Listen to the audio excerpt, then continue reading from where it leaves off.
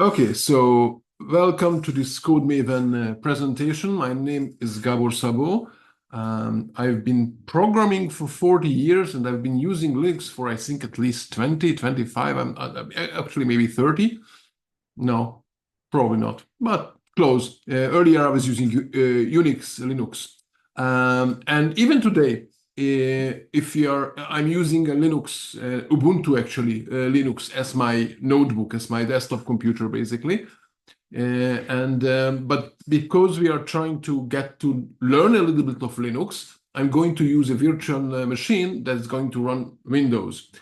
So let me share the screen while I'm still talking a little bit about myself. So in case you don't know me, I've been programming for 40 years, and my main business sort of is teaching programming, primarily these days Python and Rust, and things around it like version control and test automation and CI system and GitHub and these things. But I really like Linux, so sometimes actually companies ask me to teach their employees Linux, and that's sort of the source of these materials. Now, the big issue with teaching Linux basically is that, and especially remotely, is that people need to somehow install it or be able to use it. And there are various ways to use Linux on your so there are various ways to use Linux when you're learning. One of them would be to install somehow on your computer. But I find that using some of these cloud providers can be really, really nice and very cheap at the end. It's as I wrote, I think in the announcement of this presentation, you can do it with less than 1 cent. Actually, it's less than 1 cent an hour. But we'll see. Okay, so let me share the screen, and it's always a challenge sharing the screen and clicking the right buttons. So what you can see now is the background of my Ubuntu machine. Okay, you don't see anything else. Just I think this is a crown of some kind with this. I don't know what color is this. Brown ish. I don't know. Anyway, the first thing I wanted to show you is that it's really fine to run Linux as a desktop. I've been doing it for, I don't know, 10 years or 15 years or so, maybe even already 20, with a few years where I was using Mac. But even there, underneath, it's not Linux, it's Unix, but it's the same idea. But here I am using Linux, which is called Ubuntu distribution. And I'm clicking now the Windows key actually on my keyboard. And as you can see, it shows me all kind of windows. I have actually two screens. What you can see is the built-in screen, hopefully, where you see, I think, 2, 4, 5 windows, and the other screen has a few others. So here, you can see, for example, I click, this is the browser. I'm primarily showing it so people who don't know any Linux, they understand that Linux can be used also as with its GUI as a desktop. And especially it's important because what we are going to see now is just the terminal. So eventually, if you install Linux on your computer as your main operating system, then you will be able to use all this. But as a remote server, it's probably you're going to use just the terminal. So how can you get started with Linux? One of the easiest way, and this is what I'm actually doing now in order to show that I'm going to show things on Windows. I hope that is the right window. Yeah, so I have this application called VirtualBox. I don't know. I don't think that I really. I mean, okay, I don't know. I know that I can, but I don't know how to enlarge the font. So I'm going to actually open another terminal, another window. And here, this is the source code of the blog post I am creating, of the notes that I'm writing. So the first thing I mentioned here now is the VirtualBox thingy, which is these days, it's virtual VirtualBox. Let me search for it. These days, it belongs to Oracle. You can download it and basically run on your computer. So if you have a Windows machine, I assume, or similar, you can run VirtualBox on it. And then on top of VirtualBox, you could install any either Windows, basically any operating system, but it's primarily or Windows or some kind of a Linux. And so you could try Linux while retaining your Windows operating system and not touching it. And from the point of view of your Windows, that would be just a big file, your whole operating system, everything. And you can close it and shut it down. And that's free. But one of the big challenges for me showing it remotely is that every person has some different issues on their own computer.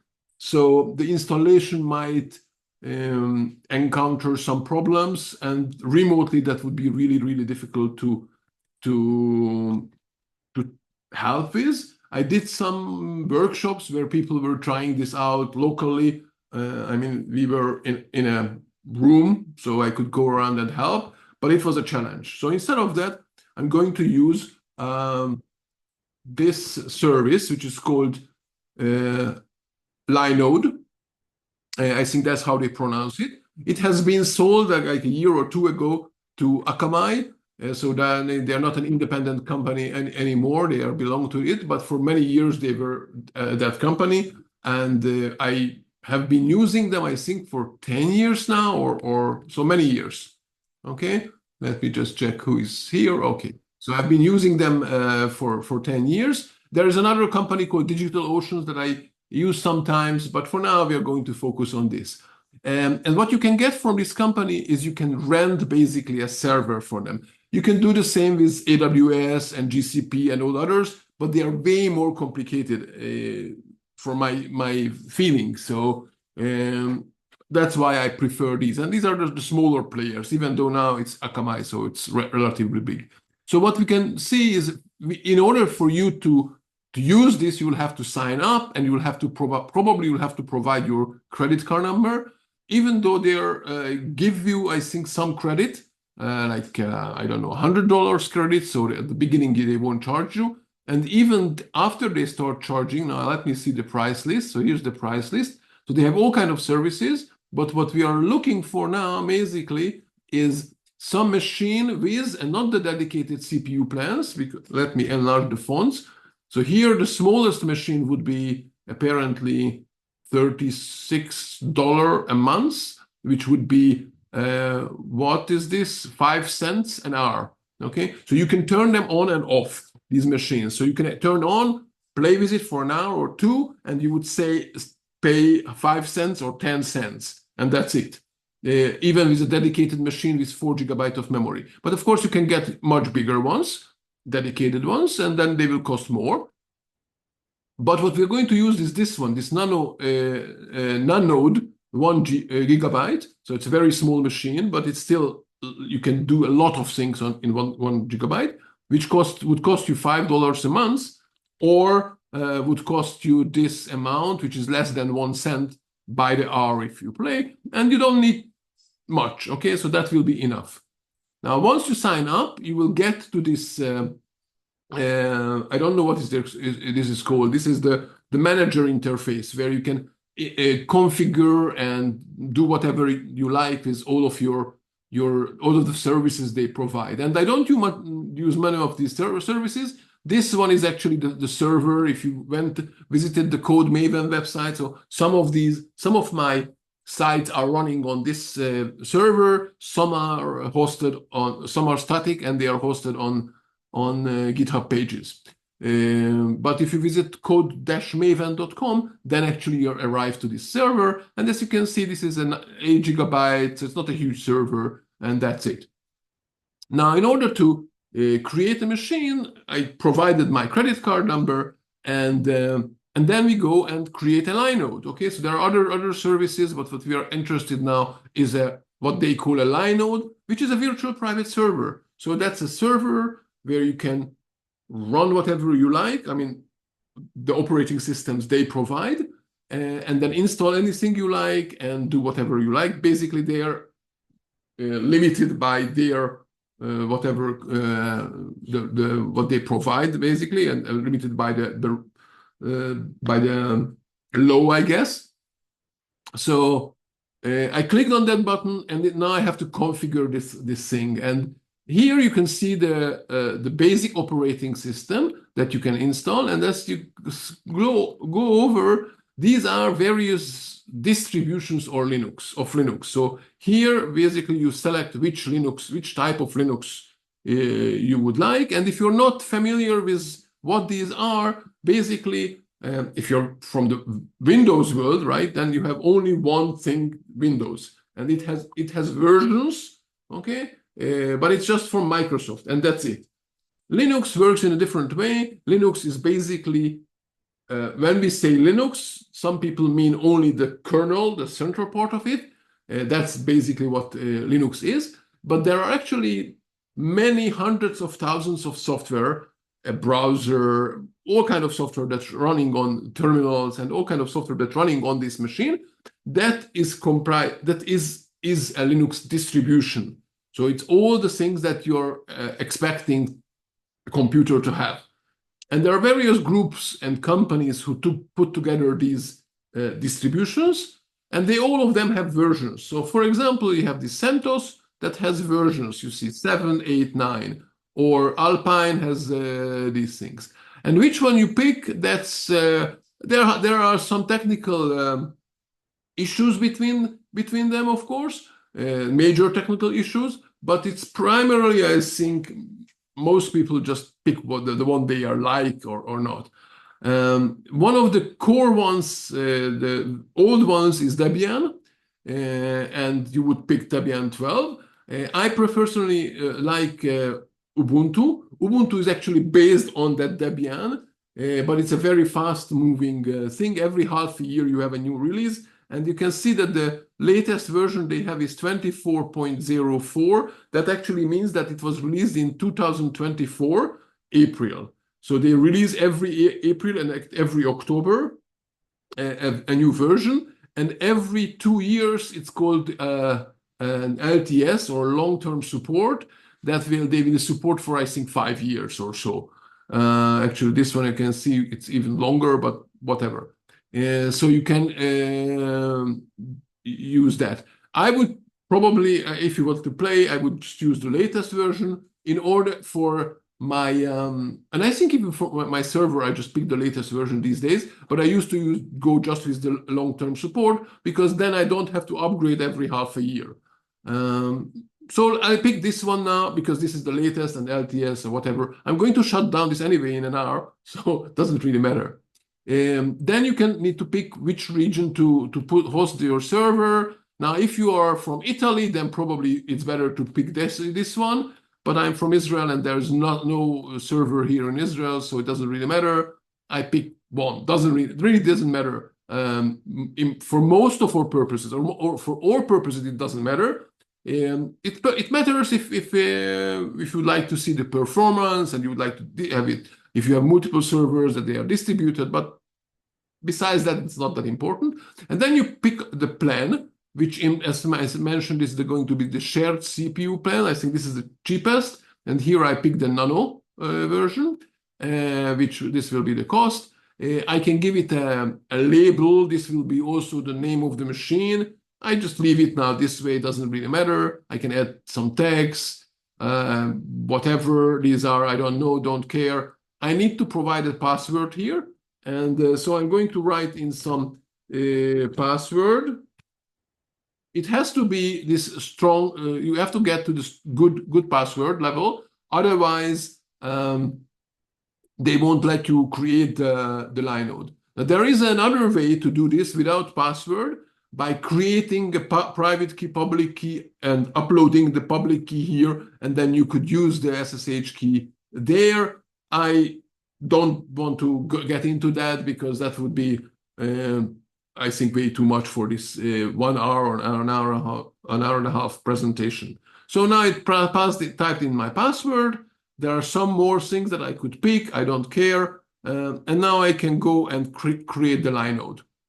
So this is going to create the machine, and it takes it, I can't guess, a couple of seconds, and it says provisioning. But once it's there, I will have this machine, and the machine has an IP address. This is the IPv4 address, and this is the IPv6 address of the machine once it gets. Now I think this is fixed. So even if I reboot and whatever, I mean, yeah, definitely then it will stay the same. So it's fixed that way.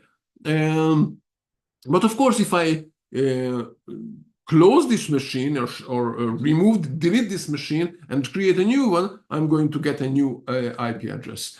And if you would like to have a server, which is a web server, okay, where people can access it, then you will probably also need to have a domain name and map that domain name to this IP address, which is again beyond what we would like to cover now.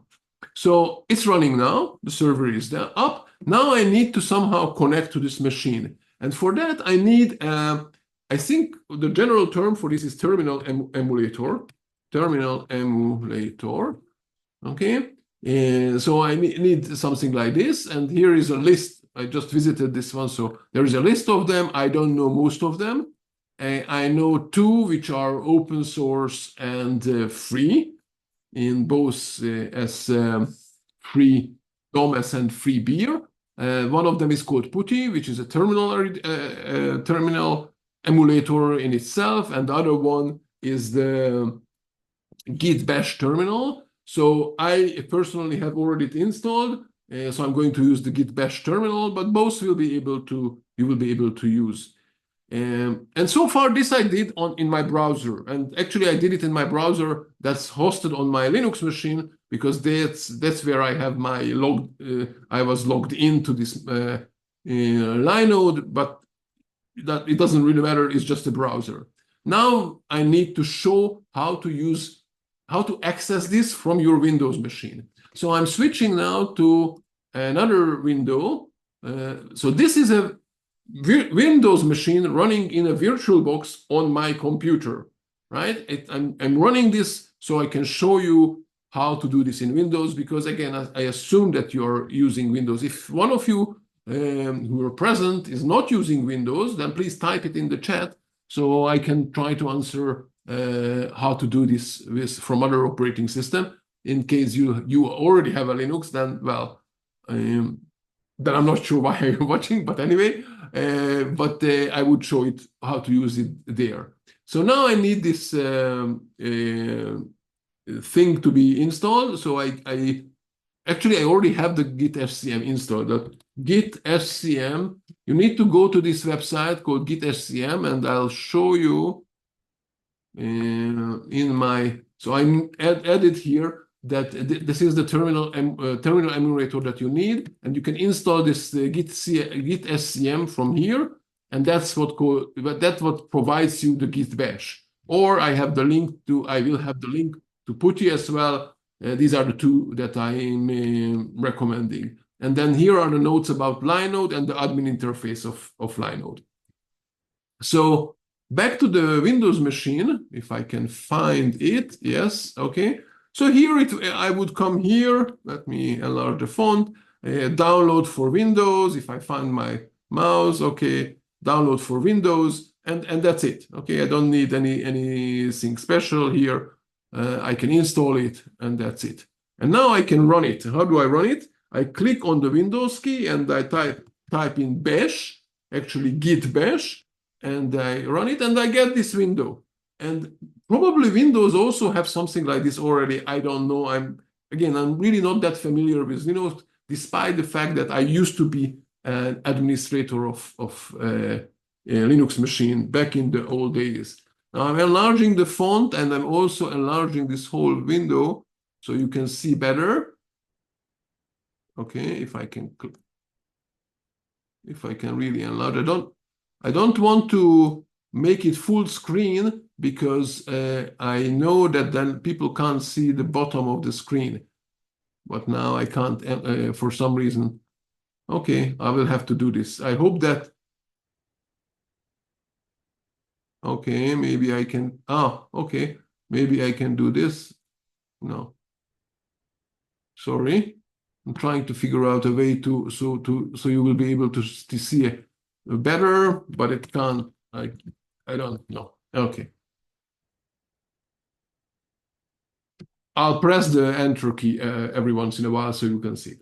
Okay, so here, this is a bash terminal where I can give commands, and also I can connect to this computer. So the first thing I would do is say ping, and I would say the IP address of that machine, so to verify that I can actually contact it.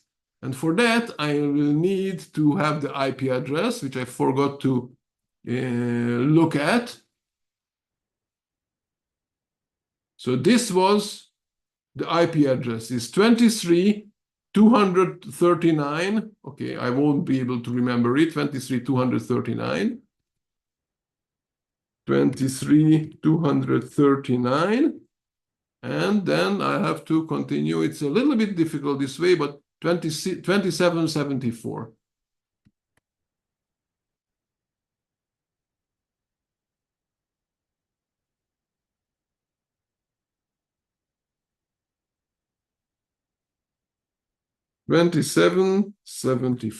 Okay. So now it's telling me that the remote server answers, and I prefer to use the IPv4 because that's available for all of you probably. The IPv6, I think I have IPv6. Actually, I'm not sure if this Windows machine has it. So now I know that the server running, and now I need to connect to it. So I type in SSH root and the @mark and the IP address. And if you are wondering why do I do this, it's because it is said here that this is how I connect to it. Okay, I could even copy it, and I'm not sure, but if I can paste it, because this is in the virtual machine thing. You could also use this /console through SSH. Yeah, but it doesn't really matter. Okay. So let me go back to this window, and this is now the command. So the first thing it will show you is this message. Basically, what it tells you that the server has some signature, and it wants you, or the SSH client actually wants you, verify that you're talking to the real server. Now, there are various ways to verify it in reality. We skip that for now. We just type in yes. We just assume that, yeah, this is the right server. And so now I can type in my password.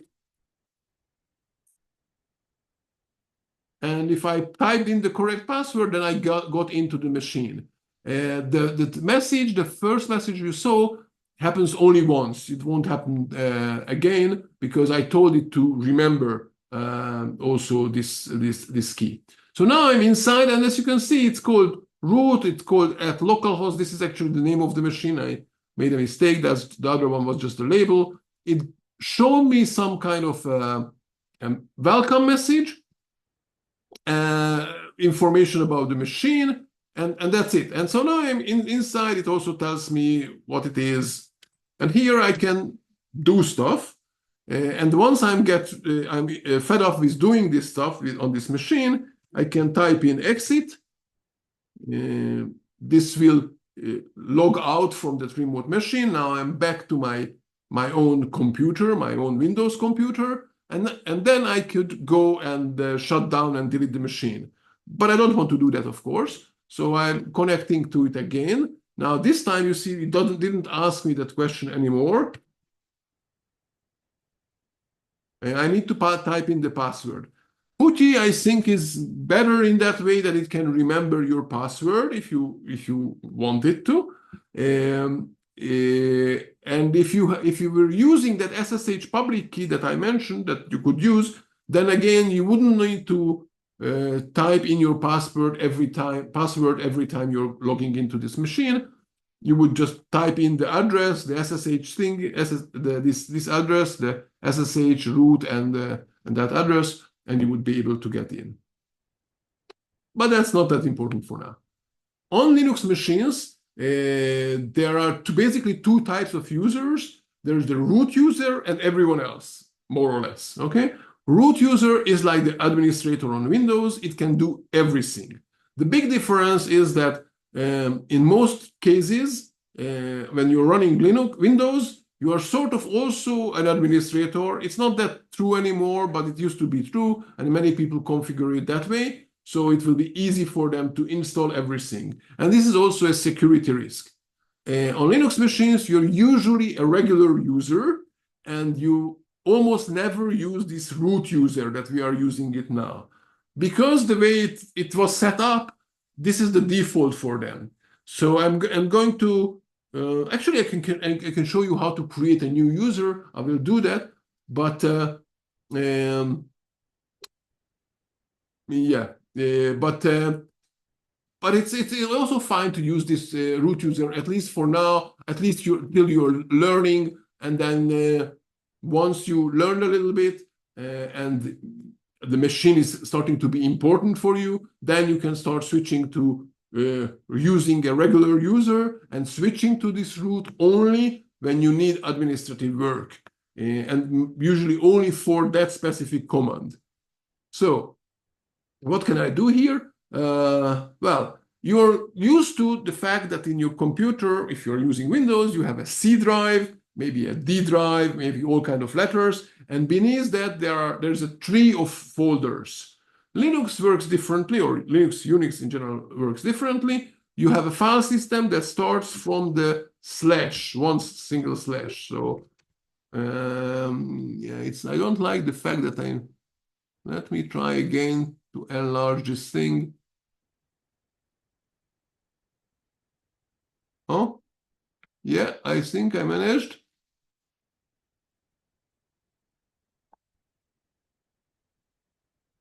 Yeah. It's much better. Now okay, not anymore.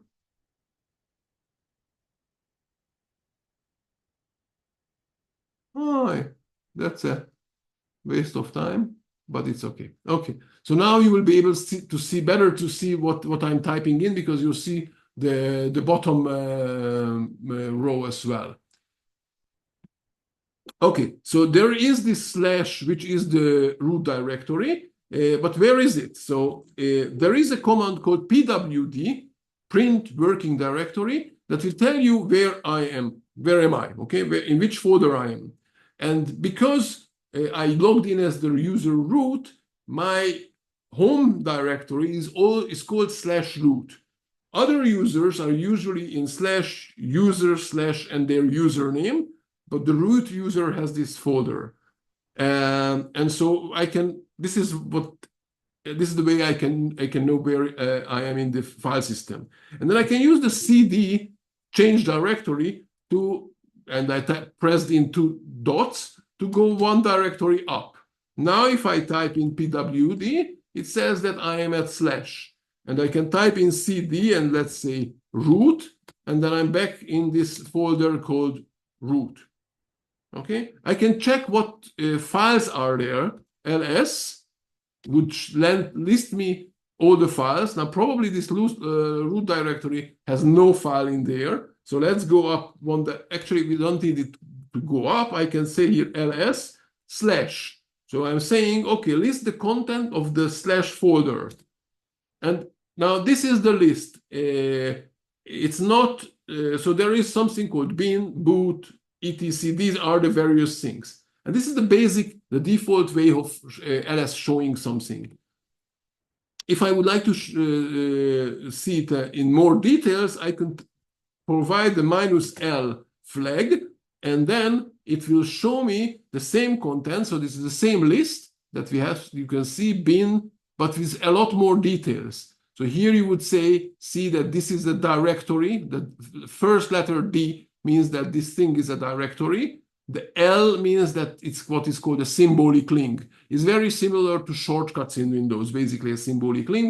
So here it says that there is a bin symbolic link that links to this folder, which is called USR bin, and so on.